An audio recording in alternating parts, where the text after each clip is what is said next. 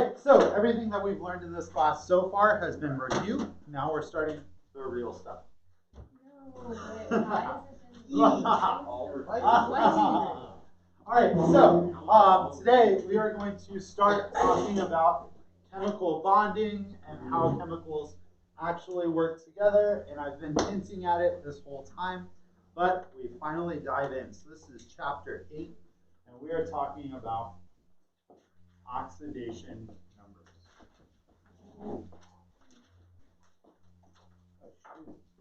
So up to this point, I've been writing like little powers over the numbers or over the elements, like sodium, like that.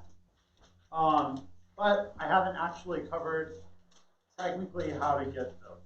So obviously we know that sodium has one valence electron and it likes to lose that electron. That's why I will often put sodium with a +1 charge on it. That is the oxidation number. Now, here's how, actually I will define them first. So, oxidation number represents the number of electrons that an atom is in a compound must gain or lose to return to natural state. So, I will write that here.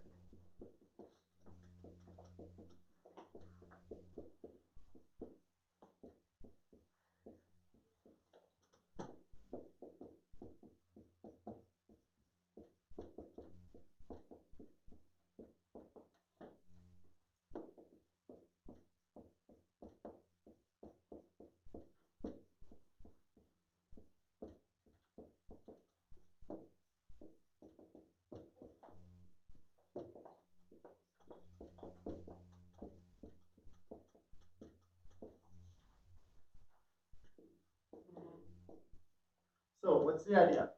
If sodium goes and bonds with something, it is likely to give up that electron. What is going to receive that electron? Well, the easiest option is chlorine. Chlorine wants that electron. Okay, we've used this example ad infinitum. Means like I beat the dead horse.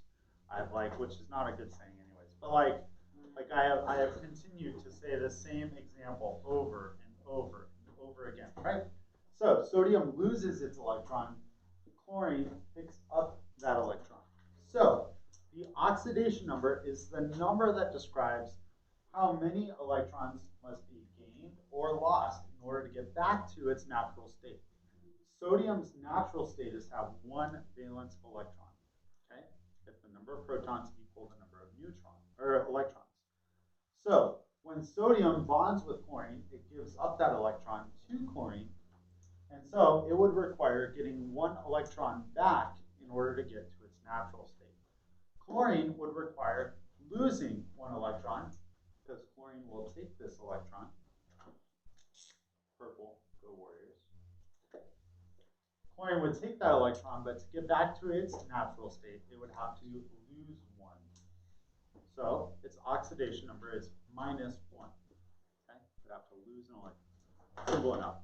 So what are the rules for oxidation numbers? Number 1.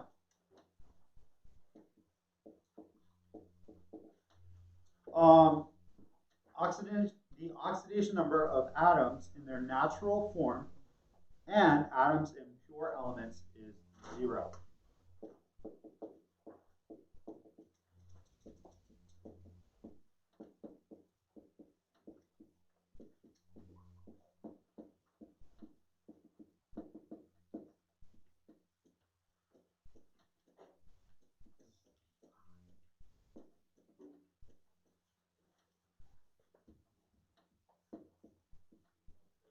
So if you have straight up oxygen by itself in elemental form, its oxidation number is 0. But when it goes to bond with something, it will lose or will want to gain those 2 electrons.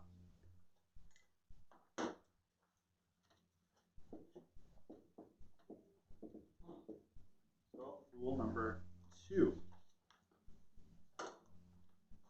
The oxidation number of a monatomic ion is equal to the charge of the ion.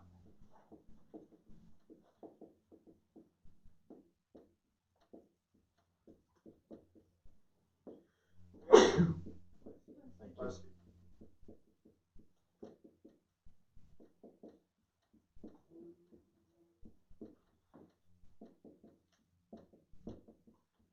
So, the example they give here is that bromine likes to receive one more electron, right? Bromine has, much like chlorine, it has 7. It likes to receive that extra electron. And so, now it's an ion.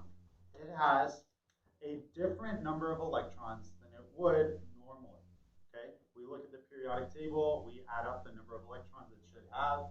It should have 7 valence electrons. This one now has 8. So how would I write that? Well, it's Br minus 1. Or oftentimes we'll leave off the 1, just like we do in multiplication, right? We leave out the 1. So if it's just plus or minus 1, we'll often leave that off. So sodium could be Na plus, and chlorine could be Cl minus.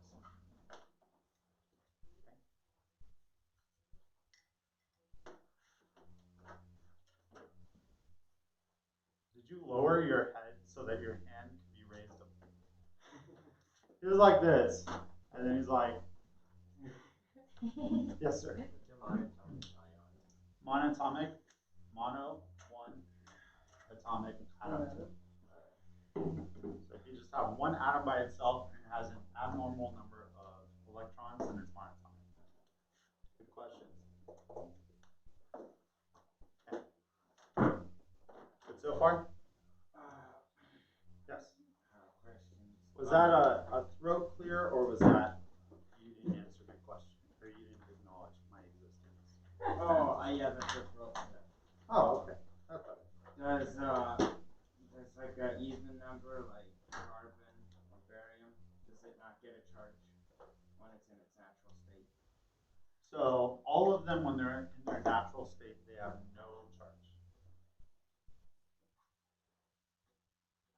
So the charge is always 0. You put chlorine with a negative. Right. So if chlorine has an extra electron, then it's a minus.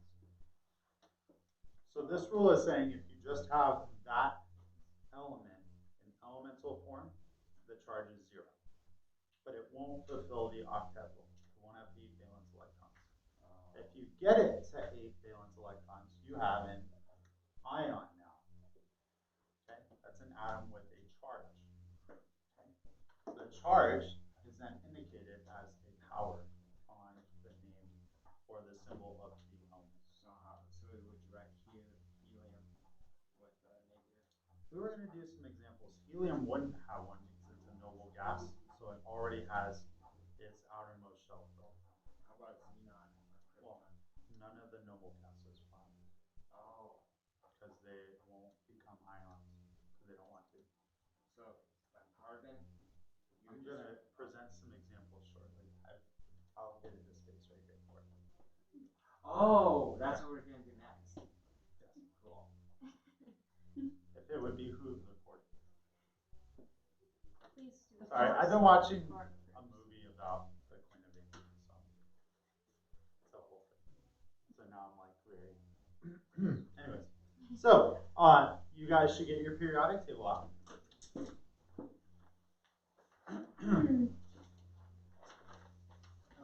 Your last test. Thank you. Your last test had a copy of the periodic table. It's the last page. They all have. The test before that had a periodic table. It's the last page. Do you not have one? Oh, I do somewhere. It's lost in my just take this one. Okay. So let's go through a few elements. What would potassium, as an ion, supposing it gets its 8 valence electrons, what charge would it have? Plus Plus 1. one. Why? Because potassium is in that first column. It has 1 extra electron, so it wants to lose that. If it loses it, then it's going to need to gain an electron back to get back to that original state. Okay? Or plus 1. about calcium? Calcium normally has how many valence electrons? 2. Ca. 2. So if it's going to lose those, because it's a metal, right? Metals lose their electrons. It will have a +2 charge. Okay, let's jump over to the other side. How about oxygen? +6. So oxygen is a non-metal, so non-metals will receive electrons. So it's negative. -6. -2. So it has 1, 2, 3, 4, 5, 6. It's missing Oh, 2. -2. So we would write oxygen generally as a -2 charge. Okay? Because it wants those 2 extra electrons. Okay. What about phosphorus? -3 because again it's a non-metal. Non-metals receive electrons. Metals like to give up electrons. That's why they conduct electricity, because you want to give up the electrons. It's like hot potato. When you get the hot potato, you want to throw it quickly, and they want to get rid of those. Okay, how about chlorine? +1. Chlorine? Make an opinion. Hey, just be wrong. It's okay to be wrong. It's not okay to have no opinion. Everybody, chlorine. -1. Because it needs to receive one more electron. If we draw the Lewis dot structure, 1, 2, 3, 4, 5, 6, 7, it is missing 1. So it wants 1. Okay, all of the noble gases, as I just mentioned to Ryan, will not become ions because they already have a full octet. So you're not going to see any of the noble gases with a charge on them. Okay. Rule number 3 is the zero-sum rule.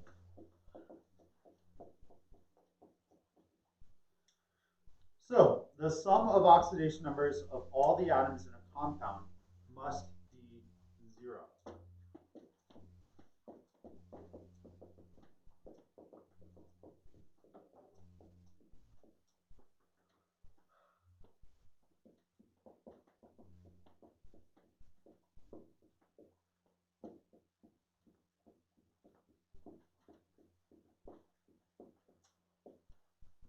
Okay. Here's the idea. Sodium bonds with chlorine to make, it's like actual chemistry now. Sodium chlorate, chloride, sodium chloride, NaCl. NaCl doesn't have a charge. Why? Because ideally, if you have a compound, then all of its charges work out, so everyone's fulfilled their octet rule. Okay. The exception to this rule was our polyatomic ions that we saw a little bit earlier, right? There's some covalent compounds that will take the charge. But in general, your ionic compounds don't want to take a charge. They want to work out perfectly. Yes? So like both atoms need to have 8 electrons. That's the goal. And nitrogen have 8 electrons. And what? Sodium and chlorine. Yeah, they both have 8. They each get 8 electrons, right? But they Sodium only had share an one. extra 1, so it gives it to chlorine. Chlorine has 8. When sodium loses it, it has 8. Wait, how does it have 8 when it's got 0? Because it really has 11. And it goes down to 10. So this goes back to our electron configurations. Sodium is 1s2, 2s2, 2p6, 3s1. So when sodium loses this electron, then its 2 orbital has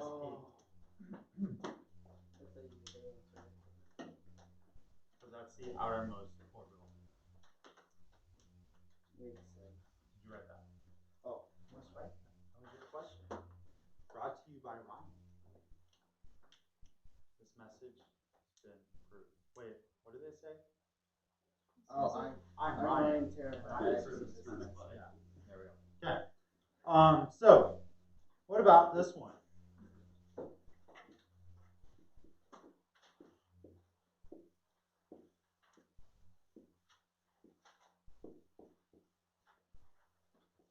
So we have this compound, magnesium chloride. How many magnesia, or what is the charge on magnesium? You guys, plus 2. It's in the second column. What's the charge on chlorine? -1. -1. We did that right here. So, in order for this rule to work, if I have a +2 here, then I need 2 chlorines to balance that out, because the overall charge of this ionic compound has to be 0. So I'm bringing the +2 from magnesium, and I'm bringing -2 because I have 2 chlorines. So overall, 2 minus 2 is 0.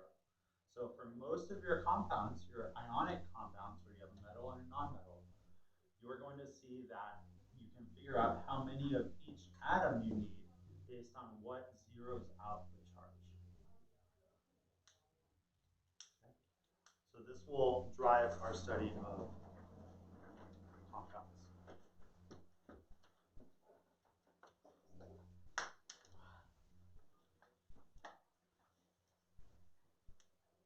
Okay, rule number 4.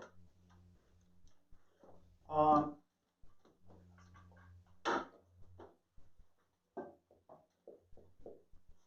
almost out of time. All right.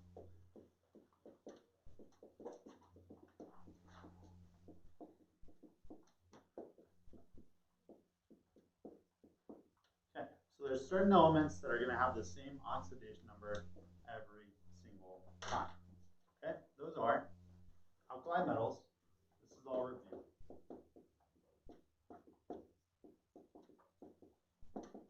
They always take a +1. Okay, that's your potassium. That's your sodium. They're always going to be that first column, always +1.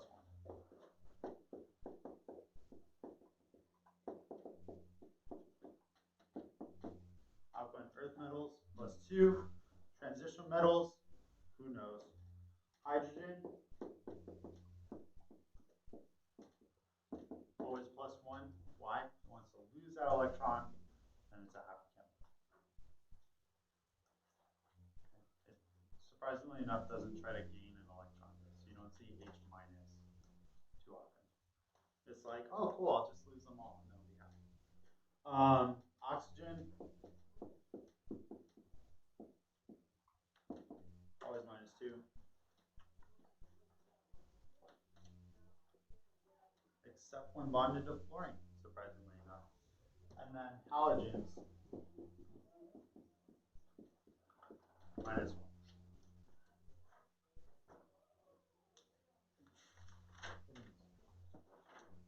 All right, so with that,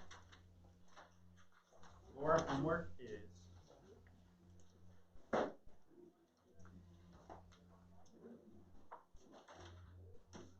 right here. And I didn't even check the homework that I already assigned.